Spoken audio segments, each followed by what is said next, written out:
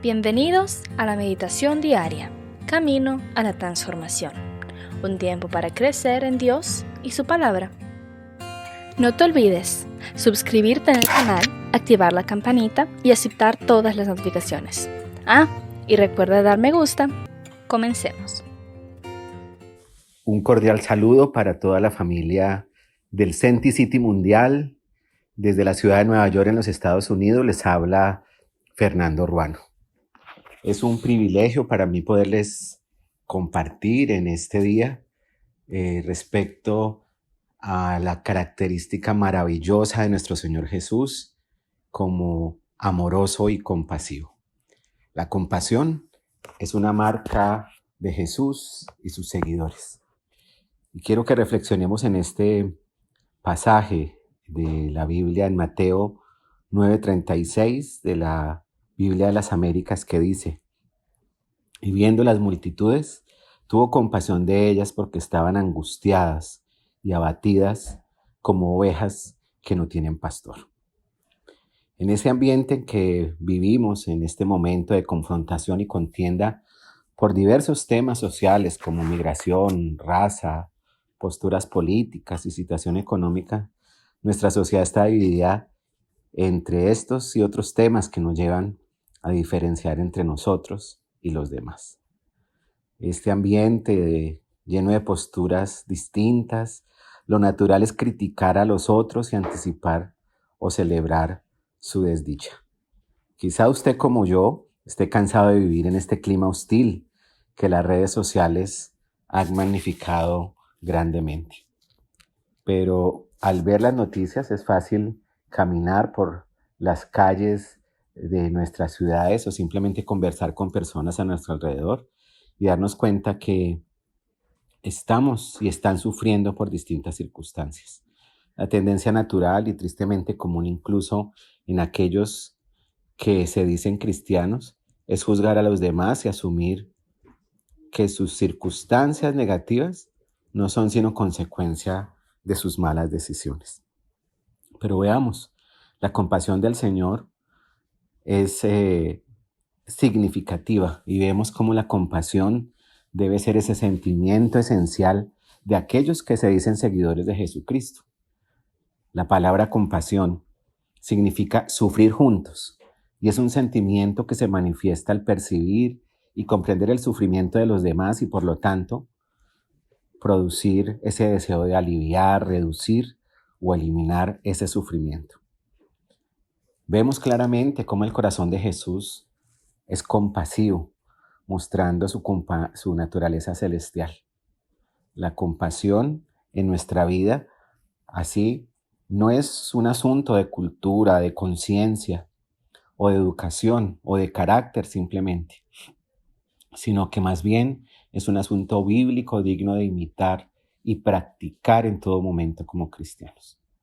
Veamos entonces 3 significados que le encontré a la palabra compasión. Una como conmoción, otra como conexión y otra como capacidad. Como vimos en Mateo 9:36, dice que el Señor Jesús andaba por todas las regiones y vio que las multitudes andaban angustiadas, abatidas, dispersas como ovejas que no tienen pastor. Esa característica amorosa y compasiva de Jesús nos muestra entonces esta primera definición, conmoción. La conmoción entonces es esa actitud que vemos en Jesús hacia los demás. En término griego, la palabra compasión es difícil de traducir al español, pero describe una convulsión como una conmoción en lo más íntimo del ser, en lo más profundo del ser, como en la zona de las vísceras, como algo que duele, como una sensación de angustia en lo más profundo. Y aquí vemos la segunda definición, una conexión, porque el mejor ejemplo de esta definición es la conexión de una madre que experimenta con un hijo que gestó en sus entrañas. Las mujeres lo saben, que definitivamente hay una conexión profunda de ese bebito, de ese hijo que se da. Por eso vemos en Isaías 49:15 que el Señor usa la figura de una madre al referirse al amor y a la compasión de Dios. Dice así: ¿se olvidará la mujer de lo que da luz para dejar de compadecerse del hijo de su vientre?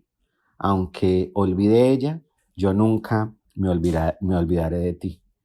Aquí vemos en este pasaje cómo se muestra ese aspecto del amor de Dios que es comparado con el de una madre. En varias partes de la Biblia nos muestra cómo esa clase de amor es la que mejor describe la palabra compasión.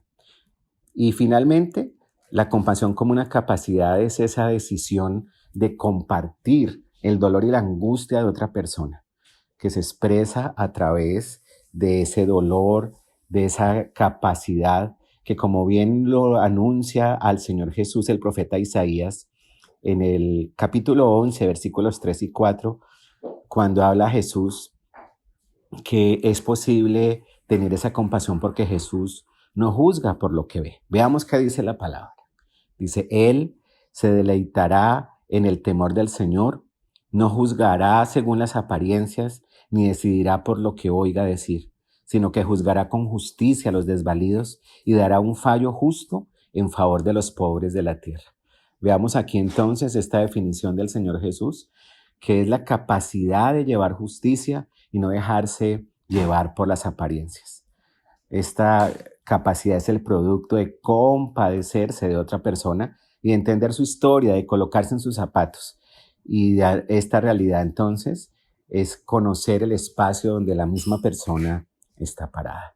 Pero veamos cómo en este segundo punto que yo he denominado crecer en la compasión, quiero echarle mano a una ilustración que me encontré en un libro sobre la compasión al nivel espiritual. Y es una situación de un hombre que cae en un pozo profundo y no tiene posibilidades de salir del pozo. Imaginémonos que nosotros llegamos a ese pozo. ¿Cuál es nuestra respuesta natural hasta esta situación?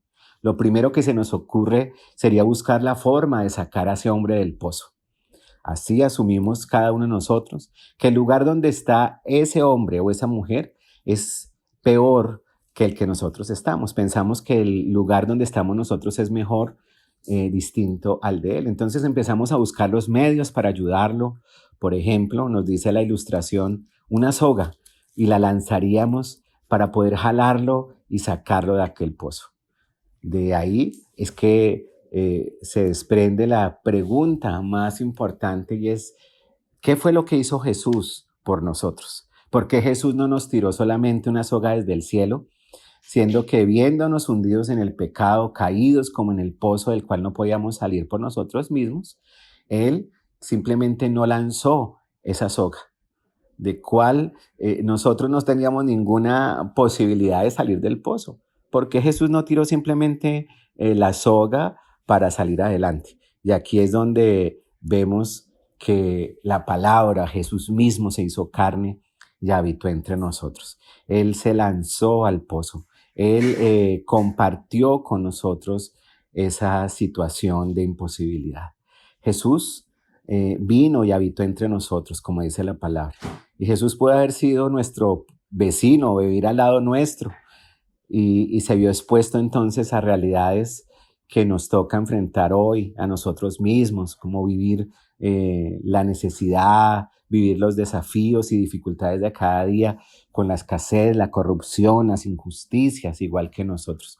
Vemos aquí cómo el Señor Jesús entonces nos muestra y nos ilustra que Él mismo decide entrar, meterse al pozo con nosotros. Y entonces aquí la compasión se expresa en su máximo esplendor. Compasión es el de ir y meterse en el pozo con el que sufre. Por eso vemos que el objetivo principal de la compasión no es resolver el conflicto, el problema, sino sufrir con el que sufre, estar con el que se duele. Porque vemos que la más imperiosa necesidad del ser humano es saber que se acompaña en el sufrimiento, es saber que no está solo, porque el dolor que se vive en soledad es mucho más intenso que el que se vive con otros en comunidad. Es por eso que vemos en la mayoría de las promesas de la Biblia esa promesa que dice: yo estaré contigo. Lo vemos desde el Génesis hasta el Apocalipsis. Lo vemos con Abraham, con Jacob, con Moisés, con Josué. No sé si recuerdan cuando le dice, yo estaré contigo. Yo recuerdo esa promesa de Isaías 43:2 que dice que cuando pases por las aguas, yo estaré contigo, y si por los ríos, no te anegarán. Y si seguimos leyendo en la Biblia, vemos cómo ese yo estaré contigo, yo estaré con ustedes hasta el fin del mundo, nos trae entonces esa certeza de su compañía, esa certeza de que está al lado de nosotros. Que pasemos por la situación que pasemos y afrontemos las situaciones o dificultades que afrontemos, el Señor promete que va a estar con nosotros. Él va a estar acompañándonos en medio del dolor. Y si podemos dejar alguna aplicación de esta reflexión de la palabra del Señor, nuestro Señor Jesús es amoroso y es compasivo porque vivió las mismas aflicciones que hemos vivido. Entonces, ¿por qué era necesaria la identificación de Jesús con nosotros? El escritor de Hebreos nos deja una respuesta maravillosa con la que quiero dejarlos. Hebreos capítulo 2, versículo 17, voy a leerla en la Nueva Traducción Viviente, dice: por lo tanto, era necesario que en todo sentido Él se hiciera semejante a nosotros, sus hermanos, para que fuera nuestro sumo sacerdote fiel y misericordioso delante de Dios. Entonces podría ofrecer un sacrificio que quitaría los pecados del pueblo, debido a que Él mismo ha pasado por sufrimientos y pruebas. Puede ayudarnos cuando pasemos por las pruebas.